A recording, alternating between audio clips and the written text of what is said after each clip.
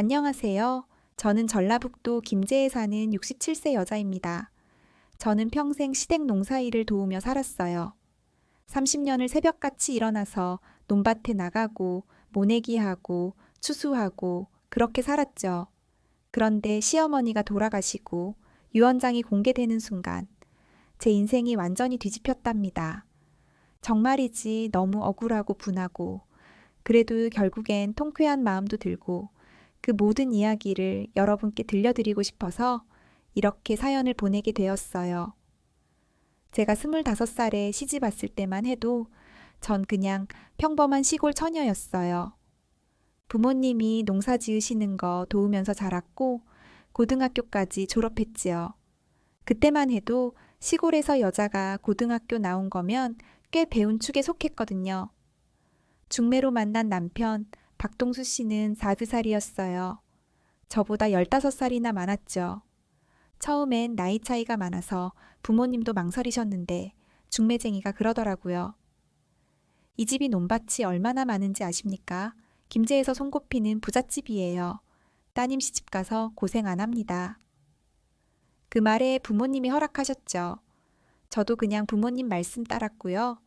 그때는 그게 당연했으니까요. 결혼식을 올리고 시댁에 들어가 보니 정말 집이 컸어요. 기와집에 사랑채까지 있었고 마당도 어찌나 넓던지 노는 3만 평이 넘었고 밭도 따로 있었어요. 시어머니 최순덕 씨는 그때 62세였는데 정말 카리스마가 대단하신 분이었어요. 키도 크고 목소리도 우렁차고 온 동네에서 안 무서워하는 사람이 없을 정도였죠. 미경아, 우리 집에 시집 왔으면 일 많이 해야 한다. 놀고 먹는 며느리는 우리 집에 없어. 알았지? 네, 어머니. 그리고 우리 아들 잘 보살펴. 나이 많은 아들이 장가 들었으니 얼른 아들 낳아야 해. 알았어? 네, 어머니. 시어머니 말씀은 무조건 네 해야 했어요. 조금이라도 토를 달면 불호령이 떨어졌거든요. 시댁 식구는 시어머니하고 남편하고 시누이 둘이었어요. 큰 시누이 은경 씨는 35살에 이미 시집가서 서울에 살고 있었고 작은 시누이 은주 씨는 28살에 역시 대구로 시집갔었죠.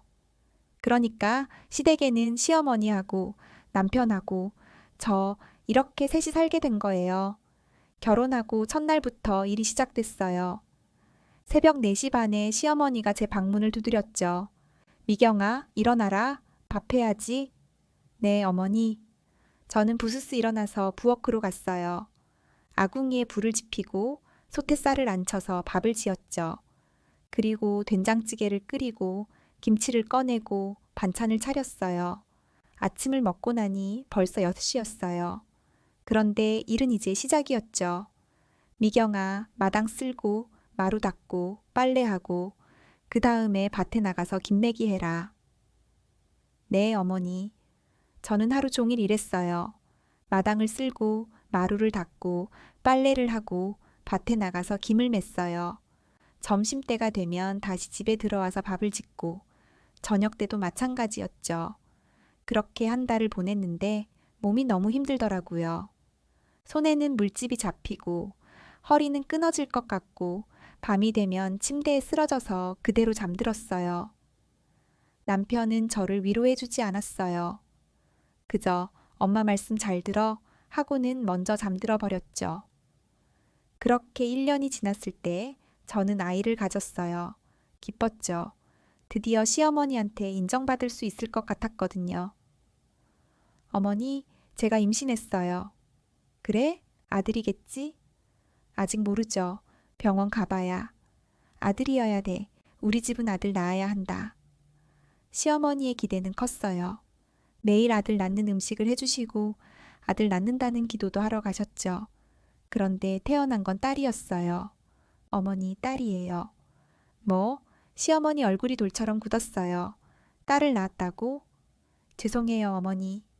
첫째가 딸이면 둘째는 아들 낳아야 한다. 알았지? 네, 어머니. 딸 이름은 수진이라고 지었어요. 예쁘게 생긴 딸이었는데 시어머니는 별로 예뻐하지 않으셨어요. 손녀보다는 손자를 원하셨거든요. 그로부터 2년 후 저는 둘째를 가졌어요. 이번에야말로 아들이길 바랐죠. 시어머니도 매일 절에 가서 기도하셨어요. 그런데 또 딸이었어요. 어머니, 딸이에요. 시어머니는 한마디도 하지 않으셨어요. 그냥 돌아서서 나가셨죠. 그날부터 시어머니는 저를 완전히 차갑게 대하셨어요. 아들도 못 낳는 게 뭐하러 밥을 먹어. 어머니, 쓸모없는 것. 그 말이 비수처럼 가슴에 꽂혔어요. 저도 아들을 낳고 싶었는데 제 맘대로 되는 게 아니잖아요. 둘째 딸 이름은 수경이라고 지었어요. 수진이하고 수경이 두 딸을 키우면서 저는 더 열심히 일했어요. 아들을 못 낳은 죄책감에 더 악착같이 일했죠. 새벽 4시 반에 일어나서 밥을 짓고 논밭에 나가고 모내기하고 김 메고 추수하고 집안일하고 애들 돌보고 밤 11시에야 겨우 잠자리에 들었어요. 남편은 여전히 무관심했어요. 일은 저보다 덜 하면서도 밥상에 앉으면 늘 투덜댔죠. 밥이 왜 이래? 죄송해요. 반찬이 왜 이렇게 부실해? 죄송해요. 저는 늘 죄송하다고만 했어요. 뭐라도 대꾸하면 시어머니가 듣고 뭐라고 하실 테니까요. 그렇게 10년이 지났어요. 수진이는 12살, 수경이는 10살이 되었죠. 둘 다 공부를 잘했어요. 학교에서 상도 많이 받아왔고요. 엄마, 나 이번에 전교 1등 했어. 우리 수진이 정말 대단하다. 엄마, 나도 2등이야. 수경이도 잘했어. 아이들이 저의 유일한 희망이었어요. 이 아이들만큼은 저처럼 살지 않게 하고 싶었거든요. 그런데 시어머니는 딸들 공부시키는 것도 탐탁지 않아 하셨어요. 여자애들을 공부시켜서 뭐해? 그냥 일이나 시켜. 어머니, 요즘 세상이 어디 그렇습니까? 공부 안 하면. 닥쳐. 네가 감히 나한테 말대꾸야? 죄송합니다. 하지만 저는 몰래 아이들을 공부시켰어요. 학원은 못 보내도 집에서라도 가르쳤죠. 제가 고등학교까지 나왔으니까 그 정도는 가르칠 수 있었거든요. 그렇게 또 10년이 지났어요. 수진이는 32살에 대학을 졸업하고 서울에서 직장을 다니게 되었어요. 수경이도 3살에 대학생이 되었고요. 저는 정말 뿌듯했어요. 제 딸들이 이렇게 잘 자라주다니. 그런데 그해 여름 큰 시누이 은경 씨가 갑자기 집에 왔어요. 20년 만이었죠. 어머니, 저 왔어요. 오냐 은경아. 시어머니는 큰딸을 보자마자 환하게 웃으셨어요. 저한테는 한 번도 보여주지 않은 그런 미소였죠. 엄마, 보고 싶었어요. 그래, 나도 보고 싶었다. 은경 씨는 서울에서 잘 산다고 했어요. 남편이 회사 간부라서 아파트도 크게 살고 아들도 둘이나 있다고 자랑했죠. 언니, 오래간만이에요. 저는 반갑게 인사했어요. 아, 미경이, 그동안 어머니 모시느라 고생 많았지? 말은 그렇게 하는데 눈빛은 차갑더라고요. 아니에요. 당연한 일이죠. 작은 시누이 은주 씨도 며칠 후에 왔어요. 역시 오래간만이었죠. 언니, 오래간만이에요. 아, 미경 언니, 잘 지냈어요? 응, 잘 지냈어. 은주 씨는 대구에서 장사를 한다고 했어요. 식당을 운영하는데 꽤 잘 된다고 자랑했죠. 그날 저녁 시어머니와 시누이 둘이 거실에서 이야기를 나누는 소리가 들렸어요. 저는 부엌에서 설거지를 하면서 귀를 기울였죠. 어머니, 요즘 건강은 어떠세요? 그럭저럭 살만하다. 어머니, 그런데 요즘 생각이 있어요. 이 큰 집을 혼자 관리하시기 힘드시잖아요. 괜찮아? 미경이가 다 해. 그래도요, 어머니 연세가 이제 92세시잖아요. 편하게 지내셔야죠. 시어머니는 올해로 92세였어요. 나이는 많지만 정정하셨고 정신도 또렷하셨죠. 그래서 뭐, 어머니, 이 집 파실 생각 없으세요? 그 말에 저는 깜짝 놀랐어요. 집을 팔다니? 어머니 혼자 사시기엔 너무 크잖아요. 작은 아파트로 옮기시는 게 어때요? 아파트? 네, 서울의 제 집 근처에 좋은 아파트 있어요. 거기 가시면 제가 자주 뵐 수 있고. 그때 작은 시누이도 끼어들었어요. 저도 그게 좋을 것 같아요, 어머니. 이 시골에 혼자 계시면 외로우시잖아요. 너희들이 갑자기 왜 이래? 어머니를 위해서죠. 그리고 어머니 재산도 정리하실 때도 되지 않았어요? 재산 정리. 그 말이 나오자마자 저는 알았어요. 시누이들이 온 이유를. 어머니 재산이 얼마나 되는지 아세요? 글쎄, 집하고 논밭 합치면 꽤 되겠지. 몇 척은 될걸요. 그걸 어떻게 하실 건지 미리 정해두셔야죠. 시어머니는 잠시 침묵하셨어요. 그건 내가 알아서 할 일이야. 어머니, 저희도 자식인데 궁금하잖아요. 나중에 얘기하자. 피곤하다. 시어머니는 그렇게 말씀하시고 방으로 들어가셨어요. 그날 밤 저는 잠을 이룰 수 없었어요. 시누이들이 재산 때문에 온 게 분명했거든요. 30년간 한 번도 안 찾아보더니 이제 와서 그런 소리를 하다니. 다음 날 아침 저는 시어머니께 조심스럽게 여쭤봤어요. 어머니, 어제 큰아가씨들 말씀이 신경 쓰지 마. 내가 알아서 한다. 네, 어머니. 그런데 그날 오후 시어머니가 갑자기 쓰러지셨어요. 어머니, 저는 급히 벨뺄꿀을 불렀고 시어머니는 병원에 실려갔어요. 의사 선생님은 심근경색이라고 하셨죠. 다행히 빨리 오셔서 생명은 지장 없습니다. 하지만 앞으로 무리하시면 안 됩니다. 시누이들도 병원으로 달려왔어요. 어머니, 괜찮으세요? 응, 괜찮아. 시어머니는 며칠 입원하셨다가 퇴원하셨어요. 그런데 그날 이후로 시어머니가 저를 부르시더라고요. 미경아, 너 나한테 할 말 없니? 어머니, 30년을 살았는데 말이야. 어머니, 무슨 말씀을? 아니다. 나중에 얘기하자. 시어머니는 뭔가 하고 싶은 말씀이 있는 것 같았지만 끝내 하지 않으셨어요. 그리고 한 달 후 시어머니가 다시 쓰러지셨어요. 이번엔 뇌졸중이었죠. 병원에서 2주를 보내시고 시어머니는 세상을 떠나셨습니다. 장례식에는 많은 사람들이 왔어요.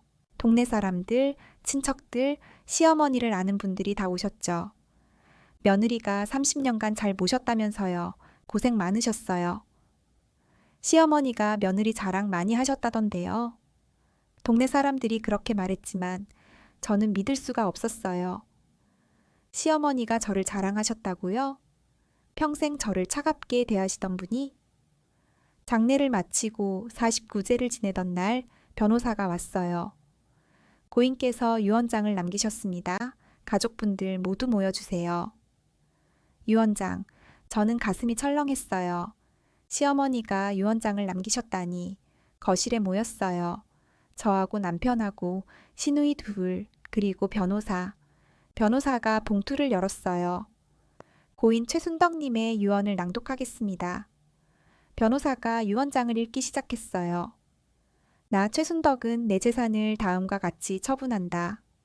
첫째, 이 집과 대지는 며느리 박미경에게 준다. 뭐라고요? 저는 제 귀를 의심했어요. 시누이들도 깜짝 놀란 표정이었죠. 둘째, 논 3만 평 중 2만 평은 며느리 박미경에게 준다. 나머지 1만 평은 큰딸 은경과 작은딸 은주에게 5천 평씩 나눠준다. 어머니, 큰시누이가 소리쳤어요. 셋째, 예금 5억 원 중 3억 원은 며느리 박미경에게 준다. 나머지 2억 원은 큰딸 은경과 작은딸 은주에게 1억 원씩 나눠준다. 이게 말이 됩니까? 작은 시누이도 벌떡 일어났어요. 변호사는 계속 읽었어요. 넷째, 밭 5천 평은 며느리 박미경에게 준다. 다섯째, 트랙터와 농기구는 모두 며느리 박미경에게 준다. 어머니가 정신이 온전하셨으니까 이건 무효예요. 큰 시누이가 소리쳤어요. 변호사가 차분하게 말했어요. 고인께서는 정신이 온전한 상태에서 공증을 받으신 유언장입니다. 법적 효력이 있습니다. 안 돼요. 저희는 친자식인데 며느리가 더 많이 받는다고요? 유언장 마지막 부분이 남았습니다. 변호사가 계속 읽었어요. 마지막으로 내 진심을 밝힌다. 나는 평생 미경이한테 미안했다. 아들을 못 낳는다고 구박하고 차갑게 대하고 그렇게 살았다. 하지만 미경이는 30년간 한 번도 불평 없이 나를 모셨다. 새벽같이 일어나서 밥을 짓고 논밭일을 하고 집안일을 하고 아이들을 키웠다. 내 친딸들은 20년 넘게 얼굴도 안 비추다가 내가 늙으니까 재산 타령만 했다. 하지만 미경이는 아무 말 없이 묵묵히 일했다. 그래서 나는 내 재산의 대부분을 미경이에게 준다.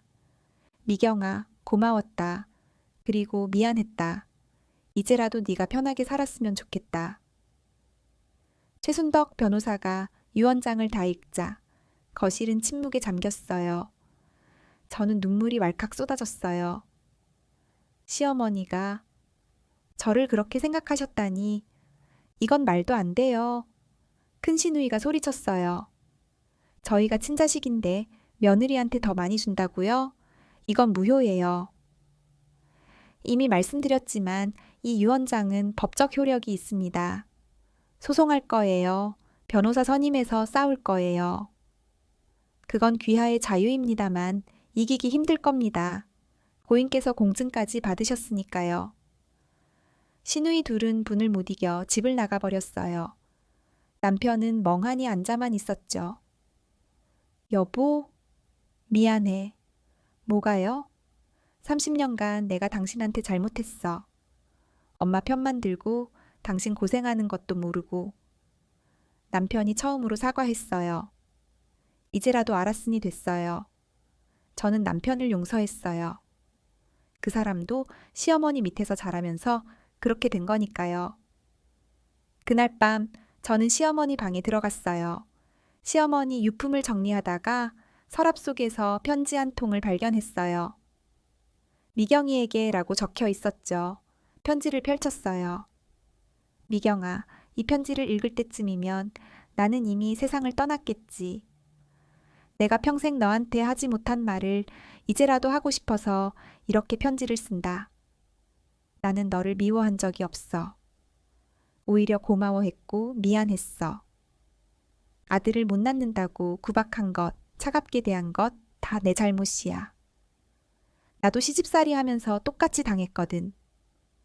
아들을 낳지 못하면 사람 대접을 못 받던 시대였어. 그래서 나도 며느리한테 그렇게 할 수밖에 없었어. 하지만 너는 그 모든 걸 참고 견뎠어. 30년을 묵묵히 일하면서 우리 집을 지켜줬어. 내 딸들은 재산만 노렸지만 너는 한 번도 그런 말을 하지 않았어. 그래서 나는 내 재산의 대부분을 너한테 주기로 했어. 앞으로 편하게 살아라. 그리고 우리 손녀들 수진이하고 수경이 잘 키워줘서 고마워. 둘 다 훌륭하게 자랐어. 다 내 덕분이야. 미경아, 고마웠어. 사랑했어. 미안했어. 시어머니 최순덕. 저는 편지를 읽으며 펑펑 울었어요. 30년을 참고 견딘 게 헛되지 않았구나. 시어머니가 저를 사랑하셨구나. 다음 날 시누이들이 변호사를 대동하고 다시 왔어요. 우리 소송할 거예요. 그러세요? 저는 담담하게 대답했어요. 며느리가 어머니를 속여서 유언장을 쓰게 한 거 아니에요? 증거 있으세요? 언니는 30년간 어머니 옆에 붙어 있었잖아요. 얼마든지 조작할 수 있었을 거예요. 그때 변호사가 말했어요. 고인께서는 유언장을 쓰기 6개월 전에 법무사 사무실을 직접 방문하셨습니다. CCTV에도 다 찍혀 있고 정신감정도 받으셨습니다. 조작 가능성은 전혀 없습니다. 하지만 그리고 고인께서 이 편지도 남기셨습니다. 변호사가 또 다른 봉투를 꺼냈어요. 이건 큰딸 은경 씨와 작은딸 은주 씨에게 쓴 편지입니다. 변호사가 편지를 읽기 시작했어요. 은경아, 은주야. 너희는 20년 넘게 집에 오지 않았다. 명절에도 내 생일에도 아플 때도 오지 않았다. 그러다가 내가 늙으니까 재산 타령을 했지. 너희가 내 자식인 건 맞다. 하지만 며느리 미경이가 더 자식 같았다. 30년을 한결같이 나를 모셨으니까. 그래서 나는 재산의 대부분을 미경이에게 주기로 했다. 억울하면 소송하라. 하지만 이기지 못할 거다. 이미 다 준비해뒀으니까. 그리고 너희가 진짜 자식이었으면 재산이 아니라 나를 걱정했어야지. 엄마, 시누이들은 할 말을 잃었어요. 결국 시누이들은 소송도 하지 못하고 그냥 돌아갔어요. 변호사가 워낙 철저하게 준비해놔서 이길 가능성이 전혀 없었거든요. 그로부터 1년이 지났어요. 저는 시어머니가 물려주신 집과 논밭을 잘 관리하고 있어요. 남편은 이제 저를 존중하고 집안일도 도와주고 있죠. 큰딸 수진이는 서울에서 결혼해서 잘 살고 있고 작은딸 수경이도 좋은 직장에 다니고 있어요. 시누이들은 가끔 전화해서 사과하기도 해요. 언니, 그때 정말 미안했어요. 괜찮아요. 다 지난 일이에요. 언니가 정말 대단한 분이에요. 30년을 그렇게 참고 견디다니. 참는 게 미덕은 아니에요. 그냥 어쩔 수 없었을 뿐이죠. 하지만 이제는 다릅니다. 이제는 제가 주인입니다. 30년을 참고 견딘 대가로 시어머니가 주신 선물입니다. 가끔 시어머니 산소에 가면 저는 이렇게 말해요. 어머니 잘 지내고 있어요. 어머니가 주신 것들 잘 지키고 있어요. 고맙고 사랑해요. 여러분, 인생은 참 알 수 없는 것 같아요. 30년을 고생했지만 결국 보상받았으니까요. 물론 모든 시댁이 이렇지는 않을 거예요. 어떤 시어머니는 끝까지 며느리를 괴롭히기도 하죠. 하지만 제 경우는 다행히 시어머니가 마음은 있으셨던 것 같아요. 표현을 못하셨을 뿐. 그래도 한 가지 아쉬운 건 시어머니가 살아계실 때 진짜 마음을 말씀해 주셨으면 좋았을 텐데 하는 거예요. 그랬으면 30년이 조금 더 따뜻했을 텐데. 하지만 이제 와서 후회해도 소용없죠. 그냥 앞으로 잘 살면 되는 거니까요. 여러분, 혹시 시집살이로 힘드신 분들이 계시면 힘내세요. 언젠가는 보상받을 날이 올 거예요. 그리고 시어머니들에게 말씀드리고 싶어요. 며느리한테 잘하세요. 진짜 마음을 표현하세요. 나중에 후회하지 마시고요. 긴 이야기 들어주셔서 감사합니다.